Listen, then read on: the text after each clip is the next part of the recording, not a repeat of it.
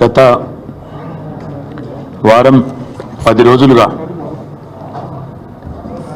Hyderabad central యూనివర్సిటీలో అక్కడి విద్యార్థులు చేస్తున్న ఆందోళనలు, వారి పోరాటానికి, వారి యొక్క పోరాట స్ఫూర్తికి ముందుగా మా పార్టీ తరపున, హైదరాబాద్ నగర ప్రజల తరపున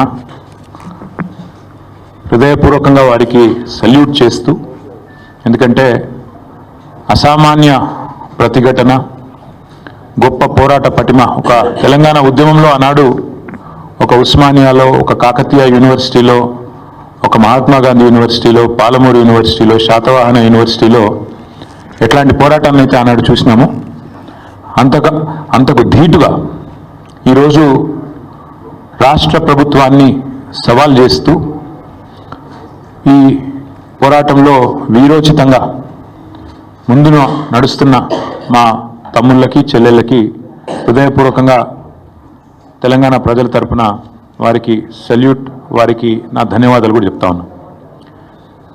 10 రోజులుగా ఇంత పెద్ద పోరాటం జరుగుతుంటే సహజంగా ప్రజాస్వామిక లక్షణాలున్న ప్రభుత్వం అయితే వారిని పిలవాలి, మాట్లాడాలి, వారి ఆందోళనలను విరమింపజేసే ఆలోచన చేయాలి.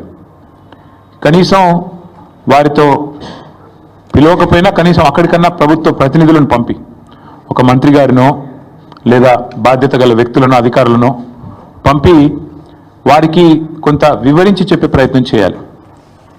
కానీ ఈ ప్రభుత్వ వైఖరి ఎట్లా ఉంది? ఆందోళనలు చేస్తున్న విద్యార్థులను పట్టుకొని గుంటనక్కలు, అక్కడ జింకలు లేవు, గుంటనక్కలు ఉన్నాయని స్వయంగా ముఖ్యమంత్రి గారు మాట్లాడుతున్నారు. ఇంకొక మంత్రి గారు అయితే పేమెంట్ బ్యాచ్ అని చెప్పి విద్యార్థులను చిన్నగా చేసే విధంగా, వాళ్ళని అల్పంగా చూపే విధంగా ఇంకొక మంత్రి గారు నోరు బారేసుకుంటారు. ఉప ముఖ్యమంత్రి గారు అక్కడ జంతువులే లేవు, అదంతా AI జనరేటెడ్, ఆర్టిఫిషియల్ ఇంటెలిజెన్స్ ద్వారా జనరేట్ అయిన ఇమేజెస్ అని తన కృత్రిమ మేధస్సును ఆయన బయట పెట్టుకున్నాడు. ఇది పరిస్థితి. మేము ప్రభుత్వానికి చెప్పేది ఏమంటే, ఇది దాయాదుల పోరు కాదు, ఆస్తి తగాదా అంతకంటే కాదు. భూమి నీదా నాదా అని కొట్టుకునేందుకు రేవంత్ రెడ్డి ఆ పిల్లలకు వేలు విడిచిన మేనమామనో, బాబాయో, తాతనో కాదు. రేవంత్ రెడ్డి ఈరోజు 4 కోట్ల మంది ప్రజలున్న ఈ రాష్ట్రానికి ముఖ్యమంత్రి.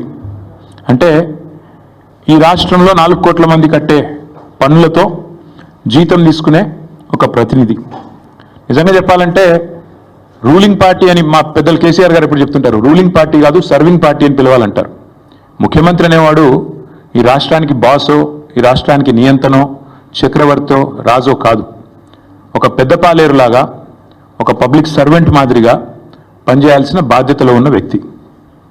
మంత్రి అయినా, ఎమ్మెల్యే అయినా, ఎమ్మెల్సీ అయినా మేమందరం కూడా వేరే పబ్లిక్ సర్వెంట్స్, మేమంతా ప్రజాసేవకులం. ఈ విషయం మర్చిపోయి తనకు రాజ్యాంగబద్ధమైన పదవులు ఉన్నా అన్న విషయాన్ని పూర్తిగా ఇంగితం కోల్పోయి రేవంత్ రెడ్డి గారు చేస్తున్న దురుసు మాటలు, దురుసు వ్యాఖ్యలు ఏవైతున్నాయో వారి కొన్ని విషయాలు నేను గుర్తు చేస్తా ఉన్నా. మనందరం కూడా public servants, we are all public servants including you. ఇదేం పటేల్ పట్వారి వ్యవస్థ కాదు, ఇది నియంతృత్వం కాదు.